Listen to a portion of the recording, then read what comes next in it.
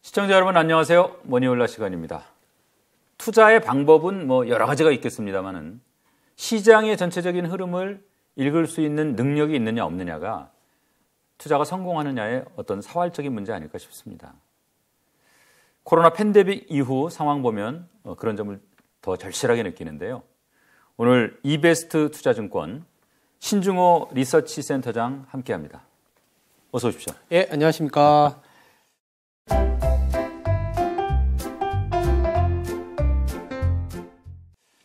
귀한 걸음 하셨습니다. 네, 회사가 가까워서 종종 와야 될 것 같습니다. 예, 언제든지. 자, 사실은 우리가 이제 투자 공부 많이 하라고 그러고 맞아요. 요즘처럼 장이 이제 어려울 때는 특히나 좀 공부해야 될 때다 이런 얘기를 참 많이 해요. 네네네. 아마 공부하는 게 거창하게 얘기하면 자기의 투자 철학을 정립한다고 할까 그런 문제일 텐데 자, 우선 공부하기 위해서는 굉장히 좀 추상적일 수 있거든요. 맞아요. 뭘 해야 되는 겁니까? 돈에 대한 관심을 가져야 된다는 생각을 말씀을 드리는 거고요. 그러면 나 돈에 관심 많아. 대부분이 다 그럴 겁니다. 근데 이제 그렇다면 이 돈에 대한 관심이 많고 특히나 이제 주식시장에 한정돼서 말씀드리면 주식시장에 관심을 가져야 되는데 이 주식시장을 관심을 갖는 대부분의 이 루트는 이건 제 경험과 주변의 생각이지만 이 시장이 굉장히 좋아질 때 그리고 친구들이 좀 주식을 투자했을 때 수익이 좀 낮다라는 얘기 들었을 때 나는 뭐 하고 있지? 이게 거의 대부분이지 않을까라는 생각이 들어요. 그렇게 해서 들어오든 아니면 원래 대학교 다닐 때 투자 동아리를 통해서 투자에 관심을 갖든 어쨌든 중요한 건 이제부터는 투자에 관련된 돈 그리고 돈이 어떻게 흘러다니는지를 좀 배워야 된다는 거죠. 예. 그 돈들이 이 기업으로 가고 있는지 아니면 시장으로 따지면 부동산으로 가고 있는지 주식으로 가고 있는지 아니면 원자재로 가고 있는지 경제로 따지면 지금은 미국으로 돈이 많이 가고 있는지 중국으로 많이 가고 있는지 이런 것들을 살펴보기 위해서는 이 인간의 그리고 경제학 그리고 전체적인 시장이 커가면서 나름의 잣대인 데이터들이 있거든요. 예. 그 데이터들을 잘 공부해야 된다는 거죠. 너무 많아서 그걸 좀 추스르는 과정은 필요하겠지만 그 데이터들을 좀 봐야 된다는 얘기를 드리고 있는 거죠. 좋습니다. 오늘 이제 그 공부를 좀 해볼 건데 네네. 이게 사실은 근본적으로는 애널리스트나 일반 개인 투자자나 다를 건 없을 것 같고요. 네. 자, 그럼 데이터를 모으고 그러면 또 업데이트를 하고 그걸 또 재해석을 하고 그걸 통해서 뭘 보려고 그걸 하는 거죠?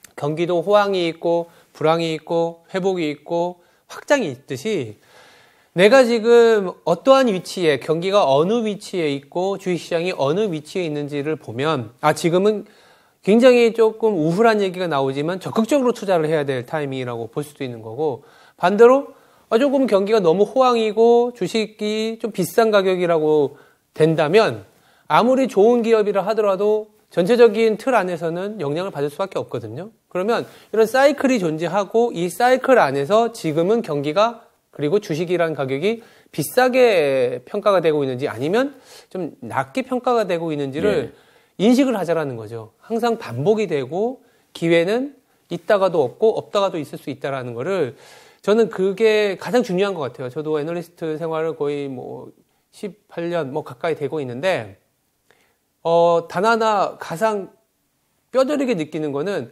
굉장히 공포스러운 순간들 코로나 때도 그렇고 금융위기 때도 그렇고 수많은 위기들이 많지 않았습니까? 그럴 때마다 세상이 끝났다라는 생각을 할 수밖에 없어요. 근데 반드시 그렇진 않다라는 거고 반대로 우리나라가 4천을 간다라든지 4차 산업혁명에 어떻게 보면 이제야 주인공이 된다라는 장밋빛 미래가 왔을 때는 진짜 우리 세상이 이제는 바뀌었다라는 생각이 들 때는 또 한없이 또 무너지기 직전이라고 할 수도 있는 거죠. 그러니까 그런 극단 그리고 이런 사이클이 항상 순환된다라는 거를 느끼고 그 순환되는 상황에서의 위치를 내가 한번 파악을 하자라는 게 전체적인 취지라고 보시면 될 것 같아요. 지금 이제 사이클 얘기하셨으니까. 이게 사실은 이제 좋을 때는 나무가 그냥 하늘 끝까지 자랄 것 같고. 그렇죠. 공포 구간에서는 악몽이 끝나질 않을 것 같고. 그렇죠. 이번에는 다른 거 아닌가 항상 그런 좀 오판이라고 그럴까요? 그걸 하게 되는 것 같아요. 실제로 코로나 이후에도 보면 3,100 이상에서 자금의 40%가 들어왔어요. 맞아요. 아까 우리 센터장님 말씀하신 대로 맞아요. 쭉 오르고 이제 다들 돈 버는 것 같으니까 야 이거 나도 돈 벌어야 되겠다. 그래서 이제 뛰어들었는데 맞아요. 이런 사이클에 대해서 이렇게 뭐라 그럴까 좀 오판? 못 본다 그럴까? 못 본다고 해야 되나? 이건 왜 이런 일이 벌어질까요? 자기만의 기준이 없기 때문에 쓸려 다니는 거죠.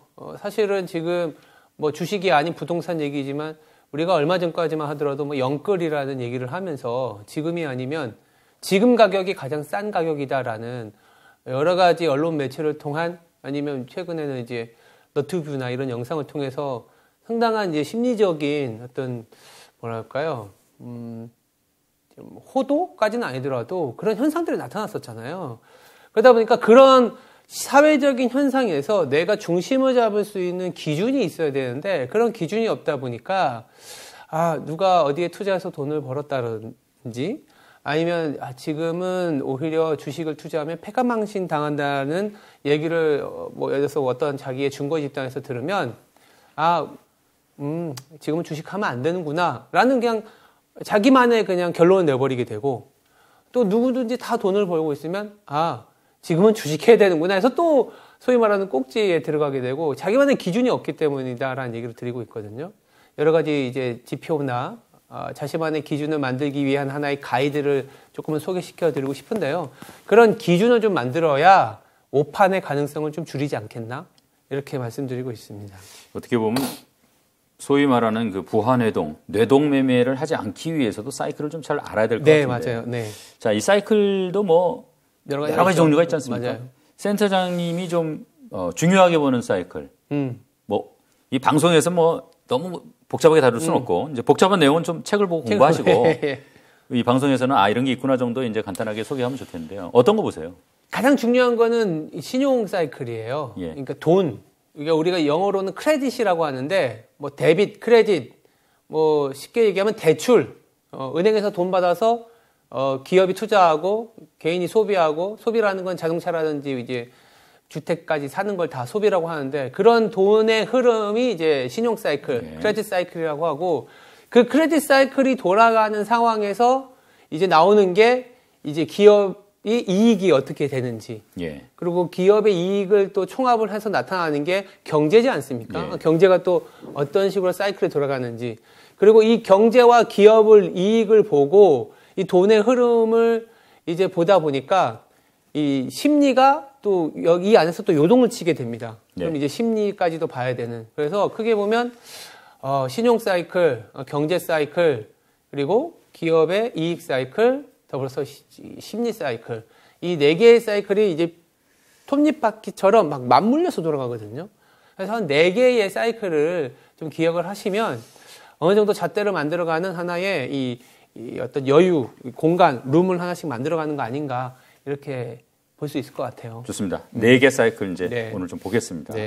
자, 우선 뭐 말씀하신 것처럼 신용 사이클이 이제 뭐 가장 어쨌든 투자자한테는 좀 밀접한 사이클 아닐까 싶은데 이 신용 사이클을 보여주는 뭐 핵심 지표는 어떤 걸 들 수 있습니까? 되게 수많은 지표들이 있는데 그냥 제가 봤을 때 중요한 거는 최근에 이제 많이 나오고 있는 이제 장단기 금리차라는 부분, 이따 더 자세히 말씀드리겠지만 장단기 금리차, 특히 미국의 장단기 금리차, 그리고 이제 정크 본드라고 하는 소위 말해서 약간 쓰레기까지는 아니지만 약간 이제 회사채 등급이 낮은 기업들의 어떤 채권과 우량 채권과의 가격이 차이, 이건 이제 회사채 스프레드라고 하거든요. 이 스프레드를 좀 봐줘야 될 것 같고요. 하이힐드 그렇죠. 스프레드요. 이게 이제 미국 하이힐드 스프레드라고 하는 거고, 세 번째가 뭐냐면 달러화가 상당히 중요한데 달러화 자체보다 달러화를 바라보는 시선, 즉 이 투기적인 포지션이 있습니다. 투기적인 포지션은 뭐냐면 실제 실무에서 필요해서 이제 사고 파는 게 아니라 방향성이 달러화가 강세로 갈 것 같다, 약세로 갈 것 같다라고 했을 때 거기에 베팅하는 자금, 그게 이제 투기 포지션이라고 하고요. 그게 CFTC에서 집계하다 보니까 CFTC 포지션이라고도 합니다. 마지막으로는 아무래도 중국이 돈을 풀고 있는지, 중국과 관련된 데이터는 상당히 많지만 이 크레딧과 관련된, 신용과 관련된 거는 사회 융자 총액, 그러니까 융자라는 게 돈이잖아요. 그러니까 돈의 총액, 그러니까 사회 전체 중국의 돈의 양, 이 지표가 있는데요. 이게 이 네 개가 또 중요하다고 말씀드리고 있습니다. 이게 뭐 익숙한 지표도 있고 생소한 좀 지표도 그렇죠. 있고 하네요. 보니까. 자, 하나씩 보겠습니다. 네. 자, 미국 장단기 금리차, 또 미국 하이힐드 스프레드 지표. 아마 많은 분들한테 일단 이름 자체는 익숙한 지표일 거예요. 뭐 최근에 이제 장단기 금리차 가지고 뭐 역전됐죠. 상반된 의견도 많이 맞아요. 나오고요. 네. 자, 이건 뭐 어떻게 봐야 됩니까? 은행에서는 단기로 돈을 빌려서 장기로 이게 꿔주는 시스템입니다. 그러면 2%에 빌려서 4%로 꿔주면 2%로 내가 마진을 획득할 수가 있는 거예요. 근데 단기로 4%로 빌렸는데 꿔주는 건 2%로 꿔준다? 그러면 2%가 역마진이 나는 거죠. 예. 그러니까 장단기 금리차 역전이 되면 은행 입장에서는 대출을 안 해주려고 할 거고, 대출을 안 해주거나 경우에 따라서는 나가 있는 대출도 회수하려고 할 겁니다. 네. 그러다 보니 돈이 회수되거나 대출이 많이 돌아다니지 않게 되면 사회 전체적으로 유동성이라고 하는 돈들이 줄어들게 되고, 그러면 주식시장이라든지 부동산이라든지 경제 전체적으로 조금 위축되는 구간이 오기 때문에 최근처럼 장단기 금리차 역전이 되면 나중에 경기 침체가 오는 거 아니냐, 이런 우려를 하는 거죠. 여기까지가 기본이고요. 두 번째, 근데 왜 지금은 경기 침체가 오지 않느냐라는 부분들이 있습니다. 예. 그게 참 그때마다 사이클마다 다르기 때문에 이런 부분들이 상당히 어려운 것 같아요. 공식적으로 장단기 금리차 역전이 되면 이제 경기 침체가 온다. 그래서 시장은 조금 안 좋게 봐야 된다. 이런 시각이 봤지만 최근에는 이 장단기 금리차 역전이 되더라도 침체가 오지 않을 가능성이 높아지고 있어요. 한 가지로만 말씀드리면 은행들이 미국이 금리를 아무리 올려도 예금 금리를 올리지 않고 있어요. 왜냐? 이미 너무 많은 예금이 있어서.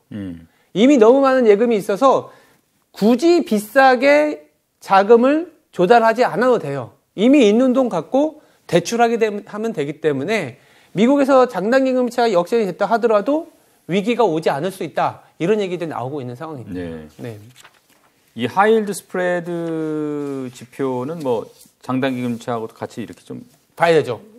엮어서 봐야 되나요? 네. 아니, 은행 입장에서는 역마진이 나지 않아서 소위 말하는 금융위기나 경기 침체 안 오는 건 맞아. 다만 근데 이 단기 금리를 올리다 보니 우리가 얘기하는 좀 한계 기업, 한계 가정, 좀 어려운 기업, 어려운 가게는 소위 말해서 망하는 거 아니냐, 이런 얘기들 나올 수 있어요. 예. 그러다 보니까 하이힐드 스프레드를 같이 보자라는 거예요. 예. 경기 침체는 안 오더라도 장단기 금리 차가 역전이 됐을 때 만약 하이힐드 스프레드가 크게 벌어진다면 그거는 한계 기업들, 금리를 올리면서 돈을 빌리기가 어려워진 기업들이 많아졌다는 얘기이고, 그 말인즉슨 은행은 위험하지 않더라도 실물 경제는 위험할 수 있다. 그래서 지금은 좀 구분해서 봐야 되기 때문에 단순히 장단기 금리차만 놓고 보면은 오판의 가능성이 있어서 두 개를 같이 보라고 말씀드린 거죠. 장단기 금리차와 하이힐드 스프레드를 보는데 이렇게 생각하면 돼요. 장단기 금리차가 축소됐는데 하이힐드 스프레드가 크게 움직이지 않는다. 그러면 금융권도 문제 없고 실물도 별로 문제 없다. 예. 근데 다만 장단기 금리차가 역전이 됐는데 하이힐드 스프레드가 조금 계속 올라간다. 뭐 뉴스에서 뭐 정크본드가 좀 수익률이 급격하게 나빠지고 있다. 이런 얘기가 나오면 주식시장이 지금은 실물 경제가 조금 위험해지고 있는 거 아니냐.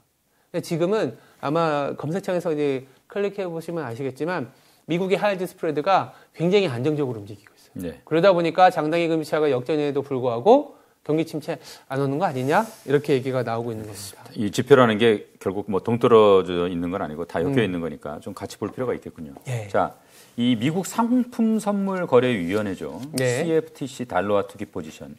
이거 사실 좀 생소하거든요. 생소하실 어떤 겁니다. 지표입니까? 비상업적 포지션, 우리나라로는 이제 투기 포지션이라고 합니다. 네. 한마디로 이 투기 포지션을 보면 특히나 달러화가 중요한데, 이 달러화에 대한 투기적인 포지션이 어느 정도 임계치에 도달하게 되면 달러화가 강세를 가지 않고 오히려 약해지게 된다. 한마디로 이제 그런 거죠. 역발상인 지표라고 보시면 될 것 같은데, 이를테면 최근 같은 경우에 달러화에 대한 포지션이 작년 말에 엄청 쌓여 있었어요. 역대급으로. 그 말은 뭐냐면 이제부터 달러화가 강해진다라고 생각하는 사람들이 너무 많은 거예요.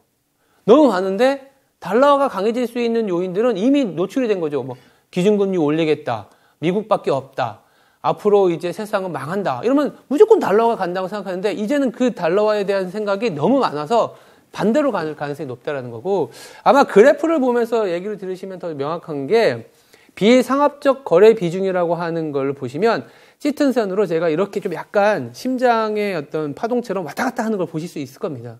근데 이게 위에 있다라는 거는 달러화에 대해서 상당히 상승에 베팅한 사람이 많다라는 거고 근데 그럴 때마다 오히려 달러화는 약해질 가능성이 높고 대칭이네요. 보니까. 그렇죠. 반대에 있을 경우에는 야 이제 미국은 기축통화국으로서의 가치가 좀 별로고 다른 나라들 봐야 돼 이런 얘기들이 많이 나올 때거든요. 근데 또 그때는 또 너무 달러화에 대해서 안 좋게 보시는 분들 쇼 비중이 너무 많으니까 조금씩 미국이 조금만 살아나도 달러가 강해지는 사이클로 접어드는 거죠.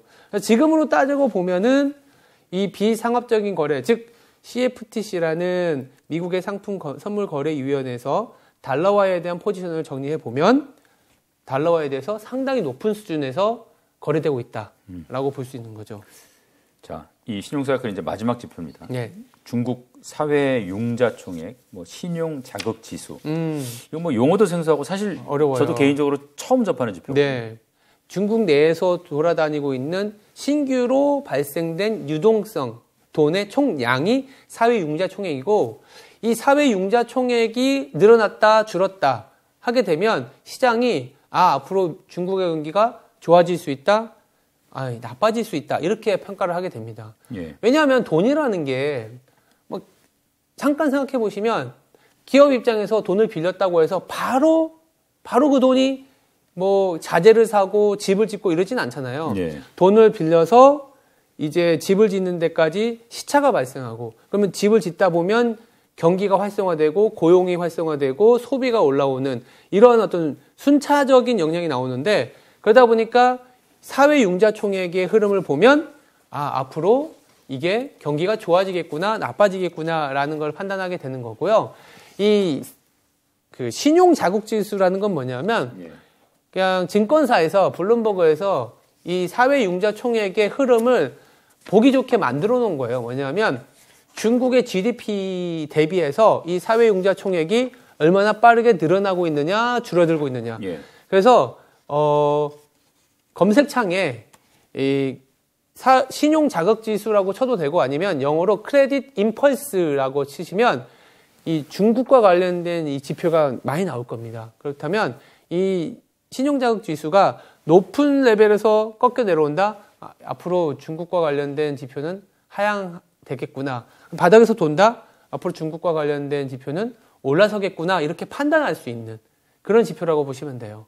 중국이 전 세계에서 원자재 수입량이 50에서 60% 이상이고 거기다가 우리나라 같은 경우에도 많이 줄어들긴 했지만 수출이 5분의 1 이상이 중국으로 가고 있기 때문에 중국의 이 어떤 사회 융자 총액이나 신용 자극 지수가 어떻게 흘러가는지를 판단해야 처음에 얘기 드렸던 데이터 자기만의 기준을 마련할 수 있다. 이렇게 볼 수 있을 것 같습니다. 신용 사이클을 볼 수 있는 핵심 지표 4가지 봤고요. 네. 자, 경기 사이클 핵심 지표 보겠습니다. 네. 어떤 지표들이 있습니까?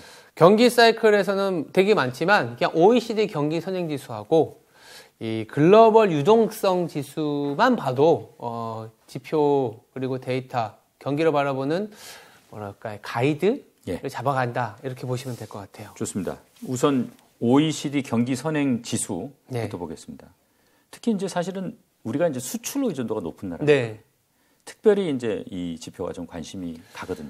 우리나라의 내수보다 외수에 더 많은 기업들이 포진되어 있고 예. 수출 경기에 상당히 예민하기 때문인데 이 매달 두 번째 주에 OECD에서 발표를 하는 이제 경기 선행 지수라는 게 있는데 사실 안타까운 건 작년까지 OECD 경기 선행 지수가 37개의 국가 갖고 OECD 선행 지수를 만들었는데 그때까지만 해도 OECD 토탈이라는 인덱스가 있는데 올해부터는 OECD G20 20 지수라는 게 나오기 때문에 이것만 봐도 돼요. 그러니까 OECD 20 지수라고 그 인덱스를 볼 필요가 있을 것 같고요.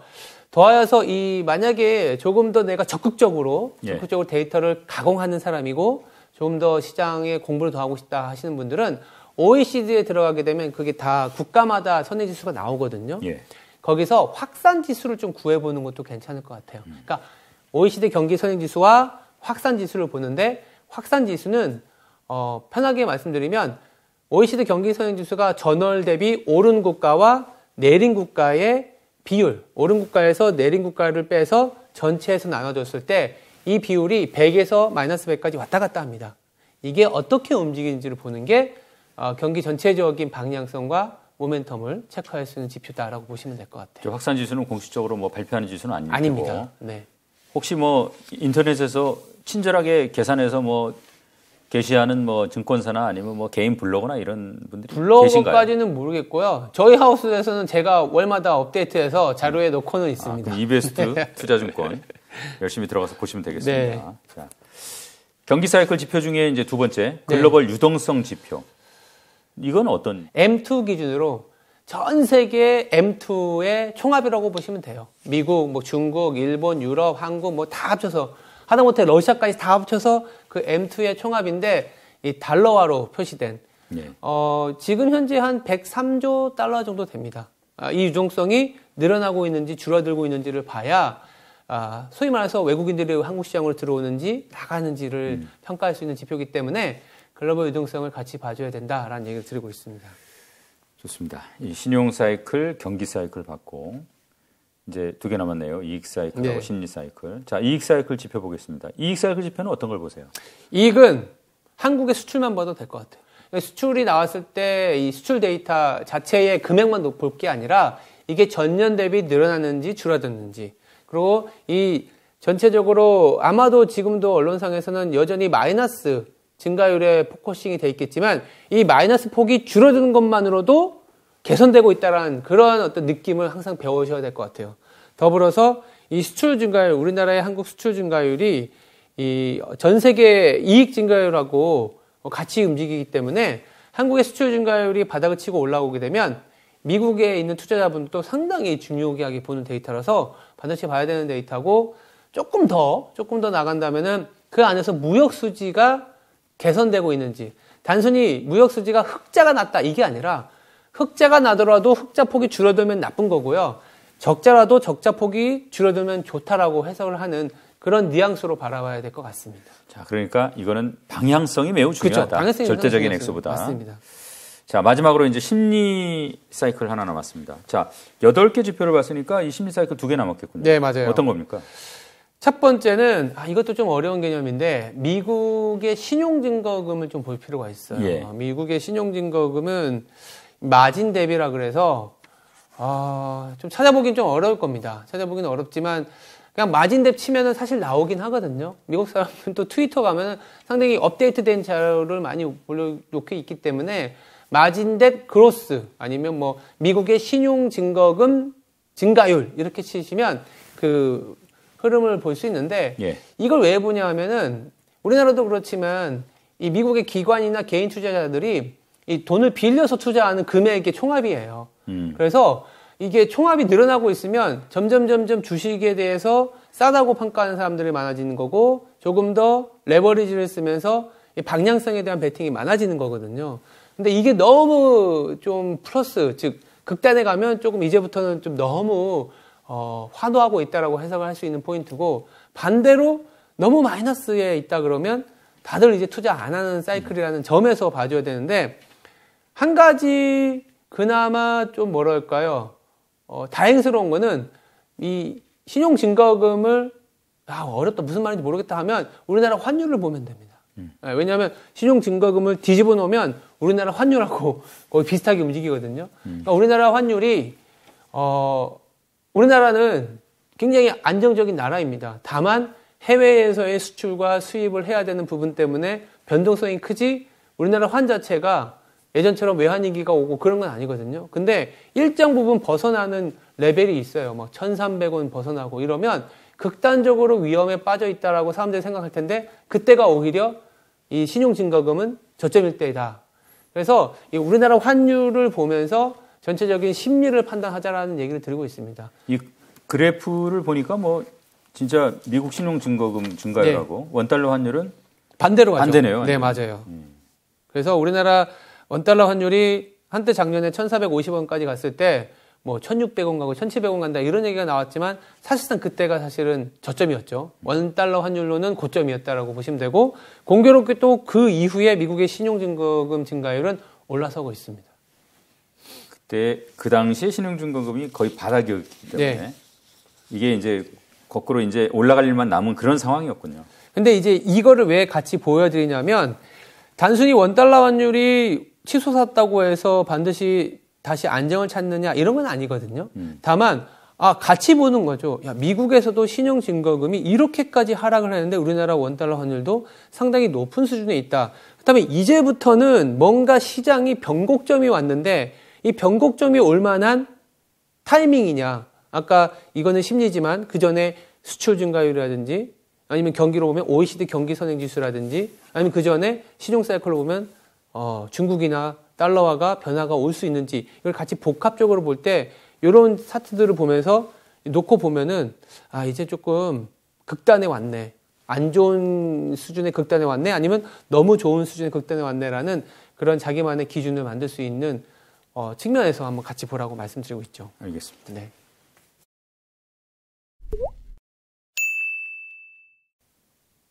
이제 센터장님, 네. 이게 실전 사이클 4개 봤는데 네. 이제 투자자 입장에서는 아까 말씀하셨듯이 신용 사이클이 이제 역시 좀 제일 비중이 높고, 네. 그래서 신용 사이클 중심으로 다른 사이클 조금 섞어서 이제 실제 우리가 투자하는 데 좀 도움이 되는 어떤 그런 측면에서 한번 접근을 해보겠습니다. 네. 자, 신용 사이클은 일단 장단기 금리차 보자고 하셨어요. 네. 하이 일드 스프레드하고 이렇게 같이. 네. 자, 2019년 하반기 그리고 뭐 지금도 역전이 됐는데, 우리가 지금 이 지표들은 우리 투자에 던져주는 어떤 그런 의미는 어떤 거라고 보세요? 일단 좀 어려우실 수 있는데 두 가지만 기억하시면 될 것 같아요. 예. 첫 번째는 장단기 금리차가 축소되고 있다라고 하면 시장이 조금은 경기가 확장의 후반부에 들어서고 있다. 경기로 따지면 이렇게 올라가고 있는 좀 산봉우리에 있다라고 생각하시면 되는데 역전이 됐다. 그럼 이제 침체가 올 수도 있다. 이렇게 생각하시면 될 것 같아요. 예. 장단기 금리차가 다시 확장되고 있다. 확대되고 있다 그러면 경기가 바닥을 찍고 올라서고 있구나. 이렇게 해석을 할 수가 있는데 2019년 하반기에 코로나 직전에 장단기 금리차 역전이 되고 나서 6개월 만에 경기 침체가 왔죠. 그게 뭐 코로나 때문이긴 하겠지만 어쨌든 장단기 금리차는 이 두 번째 포인트는 이 장기가 단기보다 낮아지는, 즉 10년물이 2년물 금리보다 더 낮아지는 수준이 오게 되면 반드시 경기에는 안 좋은 현상들이 나타나기는 합니다. 지금 침체가 어쩌면 와 있을 수도 있는데 왜냐하면 장단기 미국의 금리가 역전되고 나서 시장이 우리나라는 작년에 30%나 하락했어요. 예. 그러니까 그 자체가 침체죠. 그래서 장단기 금리차가 역전이 되면 시장이 뭔가 고점에서 흔들릴 수 있다. 이런 걸 하나 기억하셔야 되고 두 번째는 이 장단기 금리차가 역전이 되면 침체가 온다고 하는데 그러면 장단기 금리차가 역전이 되고 나서 침체가 오고 나서 투자하는 게 맞냐 아니냐 이게 되게 걱정이 될 수 있거든요. 그렇죠. 거기서 같이 봐야 되는 게 보조지표가 정급 본드 스프레드, 하이힐드 스프레드 아니면 투기 등급 회사채 스프레드 이런 식으로 표현하는데 그걸 같이 봐줘야 된다는 거죠. 장단기 금리차가 역전이 되는데 하이힐드 스프레드 즉 투기 등급의 회사채가 소위 말하는 6%, 7% 이렇게 올라간다. 그거는 지금의 주식 가격보다 더 하락할 수 있다는 걸 내포하고 있기 때문에 지금이라도 주식을 팔아라 라고 얘기합니다. 지금이라도 주식 팔아라. 이 시간에도 장단기 금리차는 역전이 됐기 때문에 하이힐드 스프레드가 6% 넘으면 주식 팔아야 돼요. 근데 하이힐드 스프레드가 오히려 안정적으로 5%보다 안 된 수준에서 유지된다? 그러면 금융과 실물은 좀 따로 분리되어 있고 실물 경기는 생각보다 잘 돌아가고 있기 때문에 주식시장은 굳이 팔 필요 없다. 이렇게 해석하면 될 것 같습니다. 좀 긍정적으로 봐도 네. 된다는 거죠. 그게 그리고 지금 상황이고요. 맞습니다. 네. 자, 달러 방향. 아마 이제 달러 인덱스가 뭐 가장 중요한 지표가 되겠습니다만은 네. 역시 이제 신용 사이클의 뭐 중요한 지표인 거죠. 이 한국 증시 투자 판단하려면 어떤 뭐 지표들하고 같이 봐야 뭐 정확한 판단을 할 수 있는 건지도 좀 설명 좀 해주십시오. 달러화를 전망한다라는 것은 지수 전망하는 것보다 더 어려울 수 있습니다. 어려울 수 있지만 제가 봤을 때의 중요한 건 또 달러화를 좌지우지하는 것도 연방준비 제도 이사회, 즉 미국의 중앙은행이거든요. 예. 그러니까 중앙은행에서 달러화가 약해지게 할 수 있는 그런 경제 지표가 나오면 달러화가 약해지는 거예요. 무슨 말이냐면 이제 또 하나 지표를 말씀드리겠는데 참 ISM 제조업 지수라 그래서 미국의 PMI, 즉 구매자 관리자 지수라는 게 있습니다. 예. 그러니까 미국 기업들의 구매자들한테 지금 생산은 어떻니, 고용은 좋아지니, 신규 주문은 늘어나니 이렇게 조사하는 지표가 있는데 이게 50 이하로 내려가게 되면 달러화는 약해질 가능성이 높습니다. 그래서 달러화를 볼 때 ISM 제조업 지수가 50 이하로 내려가기 시작했다? 그럼 점점점 이제는 달러화가 약세로 전환할 가능성이 높다라고 보시면 될 것 같고, 근데 50 이상으로, 즉 경기 확장 사이클로 넘어가기 시작하면 점점점 이제 연준은 금리를 올릴 가능성이 높아지지 않습니까? 그렇다 보니까 열을 좀 식히려고 해야 되니까. 그렇죠. 그래서 ISM 제조업 지수가 50 이상으로 넘어간다? 점점점 이 달러화가 강세로 갈 수도 있다라는 생각을 해야 돼요. 근데 왜 이렇게 말씀드리냐면 말씀드렸던 지표가 50 이하로 내려가서 침체 구간에 가면 대부분의 사람들이 이제는 지쳐서 주식을 안 하려고 하는 사이클이기 때문에 근데 그때 달러가 약해질 수 있다는 생각을 하셔야 되는 거고, ISM 제조업 지수나 경제 지표가 50 이상 확장을 가게 되면 미국 소비 좋아지고요, 뭐가 우리나라 수출 잘 되고 있고요, 우리나라 무역 수지 플러스고요, 이런 내용이 나오기 때문에 달러가 강세가 이제 오고 있다는 거를 망각하게 돼요. 그래서 조금 엇박자를 달 수 있기 때문에 달러를 볼 때는 아까 말씀드렸던 지표가 50 이상으로 넘어가고 있는지 50 이하로 내려가고 있는지를 반드시 확인해야 된다. 지금은 이제 50 아래로 내려가. 그렇죠. 지금은 국면이고요. 46까지 갔다가 47로 살짝 회복한 상황입니다. 자, 지금 이제 이 말씀하신 지표들이 네. 투자자들한테는 어떤 방향을 총체적으로 가리키고 있는 겁니까? 달러화의 시대는 조금 저물고 있다. 작년에는 킹달러 얘기들이 많았잖아요. 예. 킹달러가 너무 심했기 때문에 원달러 환율도 너무 강했고 우리나라 코스피도 3,300에서 2,300이 깨졌는데 올해는 달러화가 그렇게 강해지지 않을 수 있기 때문에 웬만한 자산들, 우리가 흔히 얘기하는 위험 자산들은 다 수익이 날 수 있는 해다. 이렇게 얘기 드리고 있습니다. 그러니까 뭐 그건 우리 이제 소위 말하는 코스피라는 투자 자산도 마찬가지겠죠. 맞습니다. 예. 자, 미국은 이제 서비스 산업 비중이 원래 높고 또 최근에는 뭐 사실 이제 제조업까지 좀 맞아요. 강화하려고 하는 움직이 보이고 있지 않습니까? 이 달러 방향성 예측하기 위해서 이런 미국 지표들 볼 때 어떤 데 주안점을 좀 두고 봐야 됩니까?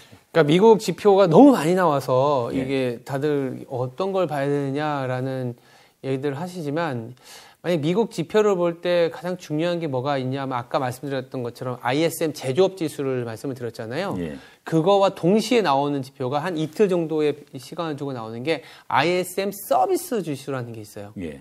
ISM 서비스와 제조업이 있는데 뭐든지 산업이 제조업 아니면 서비스로 이게 두 갈래로 나눌 수 있다고 보면 제조업과 서비스 지수가 있는데 이 둘 중에 제조업보다 서비스업 지수가 더 강해지기 시작하면 우리나라 입장에서는 좀 조심해야 된다. 왜냐? 미국은 전체 일자리에서 85%가 제조업이 아니라 서비스라는 거죠. 서비스가 강해진다는 얘기는 서비스의 일자리가 좋다라는 거고 서비스의 일자리가 좋다라는 거는 경기가 상당히 좋아지는 거기 때문에 연준 입장에서는 금리를 더 강하게 올릴 수 있다라는 거.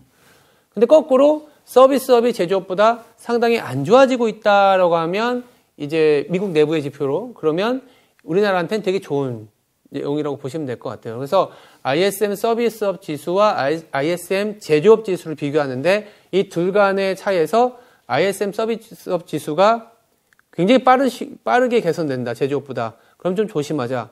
ISM 제조업 지수가 안 좋아지는데 서비스업 지수가 더 빠르게 안 좋아진다. 그러면 조심할 게 아니라 적극적으로 투자하자. 이렇게 보시면 될 것 같아요. 지금 어떤 상황이에요? 지금은 ISM 제조업보다 서비스업이 조금 내려오고 있는 거죠. 그러니까 제조업도 상당히 낮아져 있고 둘 다 안 좋아져 있기 때문에 저는 지금 다 기회가 있다고 보고 있습니다. 이 최근에 보면은 사실 뭐 늘 그러긴 했습니다만은 네, 맞아요. 어쨌든 이 민감도가 더 높은 것 같은데 외국인이 사면 오르고 팔면 내려요. 이게 네. 이제 그런 좀 장세인 거. 네, 네. 신흥시장으로 돈이 들어와야 작업 우리 증시도 수혜를 보는 건데. 그렇죠. 이런 관련된 신용 사이클 파악할 때는 역시 우리가 이제 같이 속해 있는 중국. 네. 이 중요한 거죠. 네, 맞아요.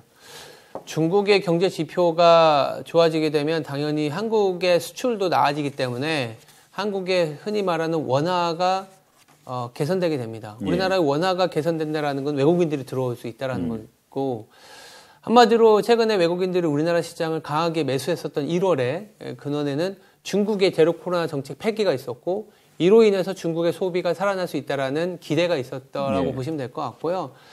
아까도 이제 뭐 말씀드렸지만 중국 지표 중에 또 중요시 해봐야 되는 게 이제 중국에서 발표하는 PMI라는 지표가 있어요. 그래서 중국의 어떤 위안화가 강세로 갈 때 지표로 보시는 분은 알겠지만 이머징으로의 자금 유입이 굉장히 빨라집니다. 중국의 지금 위안화 대비 달러화가 지금 한 6.8 정도 되는데요. 이게 6.8에서 6.7, 6.6, 6.5로 이렇게 강해질 때 외국인들이 이머징 그리고 한국 시장으로 자금이 들어오는데 그 중국의 위안화가 강해지게 하는 원천에는 중국의 정책이 있고 중국의 정책이 아주 빠르게 반영이 되는 지표가 중국의 PMI. 그리고 중국의 PMI가 50 이상에서 계속 유지한다. 그러면 이머징과 한국으로 자금이 들어올 수 있다라고 보시면 될 것 같습니다. 지금 이제 경기 사이클 판단할 때는 이제 OECD 글로벌 경기 사이클 지수가 중요하다 이렇게 하셨는데 이 책 보면은 이제 이 경기와 물가 두 축으로 이 OECD 지수를 이렇게 좀 활용하는 방법 소개해 놓으셨더라고요. 요거 좀 설명 좀 해주세요. 그러니까 우리가 성장 그리고 물가라는 게 있거든요. 이렇게 보시면 이 동그랗게 제가 이렇게 표시해 놨고 이 가로축이 성장이고 세로축이 물가로 표시해 놨는데 가로축의 성장이 이 우측으로 갈수록 성장률이 높아지는 거고 좌측으로 갈수록 성장률이 낮아지는 겁니다. 그리고 물가는 위로 갈수록 높아지는 거고 밑으로 갈수록 낮아지는 건데 가장 좋은 거는 이거죠. 성장도 높아지고 물가도 올라가는 거. 이게 이제 인플레이션 아니면 리플레이션 환경이라고 하거든요. 이때는 대부분의 자산들, 달러를 제외한 거의 대부분의 자산들이 플러스를 보이는 상황이고 근데 우리가 작년까지는 어떠냐면 성장률은 낮아지는데 물가는 높은 상황. 이게 뭐냐면 스태그플레이션. 스태그플레이션은 뭐냐면 성장률이 낮아지기 때문에 물가가 내려와 줘야 되는데 물가가 안 내려오다 보니까 이것저것 다 비용들이 높아졌기 때문에 자산이 다 수익률이 안 나와요. 그나마 수익이 나올 수 있는 게 원자재 쪽이라고 보시면 될 것 같고 그리고 나서 결국은 물가가 굉장히 높다 보니까 긴축을 통해서 물가를 낮추려는 노력을 많이 하지 않습니까? 낮추는 과정에서 성장도 조금 더 내려오기 때문에 성장도 낮아지고 물가도 낮아지는 약간 디플레이션 환경이 나타납니다. 이 디플레이션 환경이 지금 2023년 초반부터 중반부터 좀 해소가 될 것 같은데 디플레이션 환경에서는 선진국 채권이라든지 금을 사야 돼요. 그래서 최근에 약간 연초 이후에 채권 랠리라든지 금 랠리가 좀 있었다고 보고 있고요. 마지막으로 물가는 내려가고 있는데 성장률이 올라가는 국면. 이게 디스인플레이션이라 그래서 이때는 이제 주식들을 점점점 사야 되는 타이밍입니다. 그래서 아까 얘기 드린 것처럼 OECD 경기 선행지수와 OECD 물가지수를 보면서 이게 물가가 올라가는 국면인지 내려가는 국면인지 성장이 올라가는 국면인지 내려가는 국면인지를 딱 갈라서 사분면으로 표시하면 인플레이션, 스태그플레이션, 디플레이션 그리고 디스인플레이션 이렇게 나눠서 전체 자산을 조금은 조망할 수 있는 그런 그림이 될 수 있다라고 보시면 될 것 같습니다. 이 이익 사이클 볼 때는 한국 수출 증가율이 중요하다. 그렇죠. 하셨는데 자 그러면 어떤 내용 중심으로 봐야 되는지 또 연관되는 지표는 어떤 게 있는지 좀 말씀해 주세요. 그러니까 한국 수출 증가율 같은 경우에는 우리나라가 뭐 매월 1일에 발표하는 데이터이고 수출 증가율을 볼 때 단순히 금액을 볼 게 아니라 저는 항상 전년 대비 증가율을 보라고 하고 전년 대비 증가율이 플러스이더라도 전월 대비 높아졌느냐 낮아졌느냐를 보라고 말씀드립니다. 가장 최근의 데이터를 말씀드리면 전년 대비 증가율이 여전히 마이너스이지만 그 전월 즉 마이너스 16에서 마이너스 7%로 올라왔어요. 그러니까 그림을 그려보면 방향성이 올라가는 방향성이라는 거죠. 그래서 한국 수출 증가율을 볼 때 항상 중요한 거는 그 금액이 뭐 역대급으로 낮아졌네 이런 금액이 아니라 증가율이 회복되고 있느냐 꺾여서 내려가고 있느냐 이게 상당히 중요하고 더불어서 이 수입 증가율을 같이 그려보면서 수출 증가율보다 수입 증가율이 얼마나 빠르게 내려오고 있느냐 올라가고 있느냐가 중요해요. 그러니까 지금처럼 수입 증가율이 가파르게 상승하면서 무역 수지가 적자가 날 때는 아무리 수출 증가율이 좋아져도 무역수지 적자로 인해서 우리나라 기업이익은 줄어들게 됩니다. 근데 거꾸로 수출 증가율은 마이너스지만 수입 증가율이 더 빠르게 하락을 하게 되면 무역수지는 개선이 되게 돼요. 그러면 우리나라 기업은 오히려 좋아지는 방향으로 가는 거죠. 근데 이 부분에 대한 판단이 여러 번 해보면 알겠지만 그냥 단순히 수출 증가율만 놓고 보면은 이거 여전히 안 좋은 거네 판단할 수 있는데 오히려 같이 그려보면 다들 안 좋게 보지만 지금 오히려 개선되고 있어 라고 자기만의 기준을 만들 수 있는 거죠. 예. 우리가 이제 핵심 사이클 지표를 살펴본 게 결국은 뭘 언제 살 거냐에 이제 활용하기 위한 거 아니겠습니까? 궁극적으로는. 자, 우선 크게 보면 뭐 주식이냐 채권이냐 어떤 자산에 투자할지 결정할 때 뭐 지표들을 활용하는 방법이라고 그럴까요? 그거 좀 알려주십시오. 이게 참 쉽게 설명해 드려야 되는데 일단 아까 첫 번째 말씀드렸던 경기 선행 지수하고 그 다음에 이제 한국 수출 증가율 이 두 가지 갖고 얘기 드릴 수 있을 것 같아요. 그 안에서 지표가 한 4개 정도 나올 텐데 잘 따라오시면은 괜찮을 것 같습니다. 일단 경기 선행 지수가 이제 매수적인 관점에서 말씀드릴게요. 우리가 지금 시장을 좀 진입한다는 관점에서 보면 경기 선행 지수가 100을 기준으로 100 이상이기 되면 확장이고 100 이하게 되면 축소되는 국면인데 내가 만약 주식시장이 지금 살만한 타이밍이냐 봤을 때는 100 이상보다는 100 이하인 경우를 확인을 하라라는 얘기를 드리고 있고요.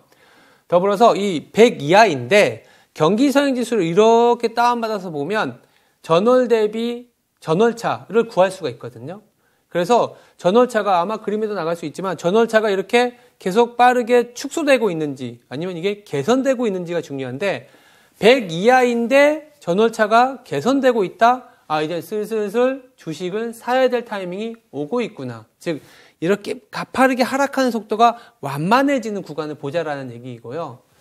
세 번째는 한국의 수출 증가율. 여러 번 말씀드리지만 한국의 수출 증가율이 그래서 이렇게 가파르게 내려오는 상황에서 한국의 수출 증가율 자체가 떨어지는 속도가 완만해지고 있느냐. 이중으로 한번 보는 거예요. 전월차가 개선되고 있느냐 아니면 마이너스 폭이 더 확대되고 있느냐. 최근과 같은 경우에는 OECD 경기 선행 지수가 전월차가 축소되고 있고 100 이하이고 수출 증가율도 전월 대비는 개선되고 있기 때문에 지금은 주식을 해야 될 타이밍이다라는 얘기를 드리고 있죠. 그게 이제 핵심은 제가 보니까 말씀을 들어보니까 결국은 지금 안 좋은데 그래서 주식도 좀 싼데 맞습니다. 이거 좀 되면은 시간 지나면은 좋아지는 타이밍이다. 맞습니다. 그걸 파악하기 위해서 하는 거죠. 맞습니다. 너무 이제 복잡해도 뭐 분석 실효성이 좀 떨어질 것 같고 특히 이제 저희처럼 이제 훈련이 제대로 안 돼 있는 일반 투자자 같은 경우에는 사실 더 그런데요. 그래도 이제 뭐 신뢰도를 좀 높이기 위해서 이 정도는 좀 이렇게 교차 검증해서 보는 게 좋겠다. 뭐 하는 방법은 없습니까? 아까 말씀드렸던 이 신용 뭐 여러 가지 차트들 많이 났잖아요. 그 중에 가장 중요한 게 장단기 금리차라고 얘기도 드렸고 달러화에 대한 투기 포지션 그리고 한국 수출 증가율 이 세 가지를 같이 봐줘야 되거든요. 한국 수출 증가율은 전 세계 이익이 늘어나고 있느냐 줄어들고 있느냐 우리나라의 펀더멘탈이 개선되고 있느냐 아니냐 이걸 판단하는 거고 그 다음에 달러화의 투기 포지션은 전체적으로 달러화가 강해지면서 펀더멘탈이 개선되는 것에서도 불구하고 미국으로만 돈이 가느냐 아니냐를 판단하는 거기 때문에 달러화의 투기 포지션 같이 봐줘야 되고 장단기 금리차 레벨은 이제 경기 침체를 벗어나고 있느냐 아니냐를 판단할 수 있는 지표이기 때문에 이 장단기 금리차 달러화 투기 포지션 한국 수출 증가율을 같이 봐줘야 된다는 얘기를 드리고 있는데 만약 이 세 개를 다 못 보겠다 그러면 아까 말씀드린 것처럼 OECD 경기 선행 지수를 내려받아서 약간의 각용, 즉 경기 확산 지수를 구하면 돼요. 경기 확산 지수는 뭐냐면 전월 대비 경기 선행 지수가 개선된 국가에서 전월 대비 경기 선행 지수가 악화된 국가를 뺀 비율이라고 보시면 돼요. 그게 늘어나고 있다, 줄어들고 있다로 이 지표는 조금은 아까 말씀드렸던 세 개를 다 한꺼번에 판단할 수가 있습니다. 아까 말씀드렸듯이 확산 지수는 발표하는 지수는 아니고 계산을 해야 되는데 우리 이베스트 투자증권 들어가면 친절하게 계산해서 한 달에 한 번씩 게시를 하고 있다. 그건 좀 참고하시기 바랍니다. 자, OECD 경기 선행 지수 또 경기 확산 지수 중요성 지금 강조하고 계신데 자, 이걸 활용해서 뭐 자산을 좀 배분하는 그런 전략으로 좀 삼을 수도 있는 겁니다. 네, 그렇죠. 아까 그래서 이렇게 주식 아까 뭐 선행지수가 100 이하하고 전월차가 축소되고 수출 증가에도 이제는 조금씩 완만해질 때는 자산 배분 상황에서 오히려 채권보다는 주식을 사야 되는 상황이라고 보시면 될 것 같고 반대로 OECD 경기 선행지수가 100 이상이고 전월차가 줄어들면서 이 올라가는 속도가 완만해지고 수출 증가율도 우리나라가 그 어느 때보다 좋아지는 상황이게 되면 점점점 주식보다는 채권을 사야 되는 상황이라고 보시면 될 것 같아요. 그래서 통상 이제 주식과 채권을 안전자산, 위험자산이라고 하지만 채권도 가격이 하락하면서 거의 손실이 나는 자산이기도 하기 때문에 그 경기적인 측면에서 상대적으로 수익이 보존되느냐 아니냐의 차이라고 저는 말씀드리고 있거든요. 그래서 채권을 안전자산이라고 저는 표현하지는 않습니다. 그냥 경기 국면에 따라서 수익률이 주식보다 좀 나아지는 자산이냐 아니냐를 판단하는데 그렇게 되면 아까 말씀드렸던 경기 국면에 따라서 확산지수가 저점을 찍고 이제 주식을 사야 될 타이밍에는 주식 비중을 많이 늘리고 채권을 좀 줄여주는 그런 스타일로 가야 되고 거꾸로 경기 선행지수가 100 이상이고 우리나라 수출 증가율이 그 어느 때보다도 좋다고 할 때 주식을 살 게 아니라 채권과 같은 자산을 사는 게 맞다. 이렇게 보시면 될 것 같습니다. 결국은 너무 올랐을 때는 주식을 안 사는 게 사실 그게 답입니다. 사실 그 말씀이에요. 네. 자, OECD 경기 확산 지수가 이제 경험적으로 적중률이 굉장히 높더라. 뭐 알겠습니다. 근데 좀 이거 볼 때 주의해야 될 점도 있습니까? 이게 항상 이렇게 열심히 다 얘기해 놓고 근데 꼭 과거의 수익률이 미래를 보장하는 건 아닙니다. 라고 얘기하면 그게 무슨 말이야? 이렇게 얘기를 하는데 과거의 수익률이 항상 미래를 보장하지는 않습니다. 다만 확률적으로 저희들이 여러 가지 오랜 기간 동안 단순히 경기적인 국면만 감안해도 수익률이 날 확률이 높다라는 측면에서 한번 봐주시면 될 것 같고요. 저걸 무조건 따라하면 수익률이 100%야? 이건 아니라고 얘기를 드리는 거고 그 상황에서 조금은 이런 생각을 할 필요가 있을 것 같아요. 이런 지표를 통해서 그동안에는 옆에 있는 친구들 아니면 뉴스만 보면서 지금은 좀 소위 말해서 주식을 하면 안 돼라고 움츠러들었던 생각에서 벗어나서 이렇게 지금은 오히려 주식을 사야 될 타이밍인데 이런 약간의 자기 확신을 가질 수 있는 지표로 활용하시라 이렇게 얘기를 드릴 수 있을 것 같아요.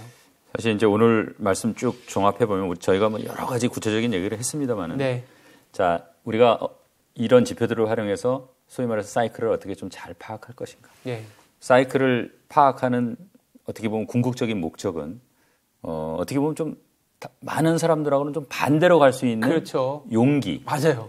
사람들이 겁낼 때는 좀 용기를 내고 사람들이 흥분해 있을 때는 좀 겁을 내고 자 그런 걸 자기 나름대로 철학을 가지고 자기만의 어떤 그런 관점을 가지고 판단해보자.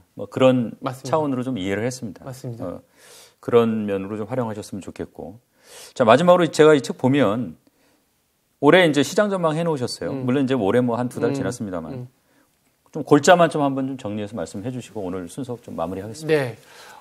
정말 잘 정리를 해 주셨던 것 같아요.